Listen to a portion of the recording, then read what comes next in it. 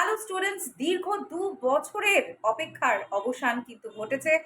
PSC একেবারে জাগ্রত হয়ে উঠেছে বলা যায়, এবং মিসলেনিয়াস সার্ভিসের জন্য এই আজকের তারিখে অর্থাৎ 25/4 একটা নোটিফিকেশন জারি করা হয়েছে। অবিলম্বে তোমরা সম্পূর্ণ নোটিফিকেশন পেয়ে যাবে।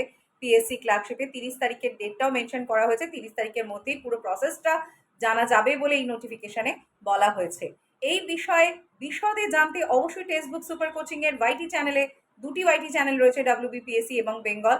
দুটি ওয়াইটি চ্যানেলেই কিন্তু তোমাদের চোখ রাখতে হবে। বিভিন্ন সময় ডিটেল নোটিফিকেশন, কেমন করে ফর্ম ফিল আপ করতে হবে, ফর্ম ফিল আপের কী সমস্যা হতে পারে ইত্যাদি নানা বিষয়ে জানার জন্য তোমাদের অবশ্যই চোখ রাখতে হবে। যারা WBCS এর সাথে সাথে মিসলেনিয়াসকেও লক্ষ্য হিসাবে ধরে এগিয়ে চলতে চাইছো, তাদের জন্য কিন্তু দারুণ সুযোগ। এই মিসলেনিয়াসের প্রায় 13টি পদ রয়েছে।